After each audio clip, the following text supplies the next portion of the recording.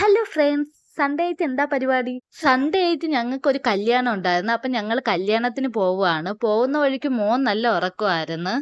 കല്യാണത്തിലോട്ട് പൊക്കോണ്ടിരിക്കുന്ന വഴിക്കാണ് ഞങ്ങൾക്കൊരു കാര്യം മനസ്സിലായത്. ഞങ്ങൾ പോകുന്ന വഴിയിൽ ഓഡിറ്റോറിയങ്ങളിൽ മുഴുവൻ കല്യാണം നടക്കുകയായിരുന്നു. അപ്പോൾ ഇന്ന് ഒരുപാട് കല്യാണം ഉണ്ടെന്ന് തോന്നുന്നു. അപ്പം നിങ്ങൾ ഏതെങ്കിലും കല്യാണത്തിന് പോയിട്ടുണ്ടെങ്കിൽ കമൻറ്റ് ചെയ്യാൻ മറക്കണ്ട. ഞങ്ങൾ ഓഡിറ്റോറിയത്തിൽ എത്തിയപ്പോഴേക്കും ഇവിടെ വെൽക്കം ടീ കൊടുക്കുന്നുണ്ടായിരുന്നു. എന്തായാലും ഈ ചൂടത്ത് ചായ കൂടി കുടിക്കാൻ വയ്യാത്തതുകൊണ്ട് ഞങ്ങൾ അകത്ത് കയറിയിരുന്നു.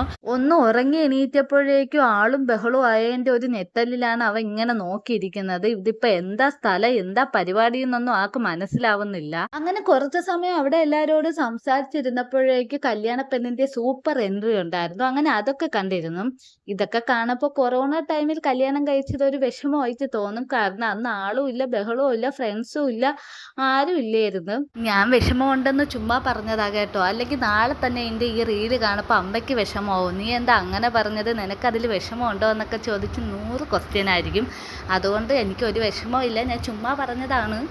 അങ്ങനെ താലി കെട്ടിനുള്ള സമയമായിട്ടുണ്ടായിരുന്നു. ചെറുക്കന് ചെറിയൊരു കൺഫ്യൂഷൻ ഉണ്ടെന്ന് തോന്നുന്നു. താലി എങ്ങനെ പിടിക്കണം, കെട്ടണമെന്നൊക്കെ ഉള്ളതിൽ. അങ്ങനെ കുറച്ച് സമയം എന്തൊക്കെയോ കാണിക്കുന്ന കണ്ടു. എല്ലാവർക്കും ചിരിയൊക്കെ വരുന്നുണ്ടായിരുന്നു, ഇതെങ്ങനെയാ കെട്ടുന്നതെന്ന് ഓർത്തിട്ട്.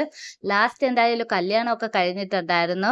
അങ്ങനെ കല്യാണം കഴിഞ്ഞിട്ട് അടുത്ത നമ്മുടെ പരിപാടി സദ്യ കഴിക്കലാണല്ലോ. അപ്പം ഞങ്ങൾ ഇനി നേരെ പോകുന്നത് സദ്യ കഴിക്കാനാണ്. കല്യാണമൊക്കെ കണ്ടിട്ട് ഞങ്ങൾ നേരെ സദ്യ കഴിക്കാനായിട്ട് പോയി. ആദ്യം തന്നെ ചിപ്സും ഉപ്പേരിയും ഒക്കെ വിളമ്പിയിട്ടുണ്ടായിരുന്നു. കൂടെ ഒരു ഉണ്ണിയപ്പവും കൂടെ കിട്ടി. ഞാൻ ആദ്യം തന്നെ ആ ഉണ്ണിയപ്പം എടുത്ത് കഴിച്ചിട്ടുണ്ടായിരുന്നു. ചോറ് വരാൻ വെയിറ്റ് ചെയ്തില്ല. സത്യം പറയാലോ, അടിപൊളി ഉണ്ണിയപ്പമായിരുന്നു, നല്ല സോഫ്റ്റ് ആയിരുന്നു. ഉണ്ണിയപ്പം മാത്രമല്ല, സദ്യ മൊത്തത്തിൽ നന്നായിട്ടുണ്ടായിരുന്നു. എനിക്ക് ഈ ചോറൊക്കെ വരുന്നതിന് മുമ്പ് ഈ ചിപ്സും ഉണ്ണിയപ്പവും ഈ ഉപ്പേരിയൊക്കെ പറക്കി തിന്നുന്ന ഒരു ശീലമുണ്ട്. അതുകൊണ്ട് ഞാൻ ആദ്യമേ അതൊക്കെ പറക്കി തിന്നിട്ടുണ്ടായിരുന്നു. അപ്പോഴേക്കും എല്ലാം വിളമ്പി വെച്ചിട്ടുണ്ടായിരുന്നു. ഈ കറികളിൽ ഈ സോയാബീൻ്റെ ഒരു കറി ഉണ്ടായിരുന്നു. അത് നല്ല മസാല ടേസ്റ്റൊക്കെ ഉണ്ടായിരുന്നു. കറികളെല്ലാം കഴിച്ചുകൊണ്ടിരുന്നപ്പോഴേക്കും ചോറും പരിപ്പും പപ്പടവും എത്തിയിട്ടുണ്ടായിരുന്നു. അങ്ങനെ ഞാൻ ചോറ് കഴിക്കുകയായിരുന്നു. സൺഡേ ആയിട്ട് എൻ്റെ പരിപാടികളൊക്കെ ഇതൊക്കെയാണ്. നിങ്ങളെ പരിപാടികൾ എന്തായിരുന്നു എന്നുള്ളത് പറയാൻ മറക്കണ്ട. അപ്പോൾ ഇനി നെക്സ്റ്റ് വീഡിയോ ആയിട്ട് കാണാം. ബൈ.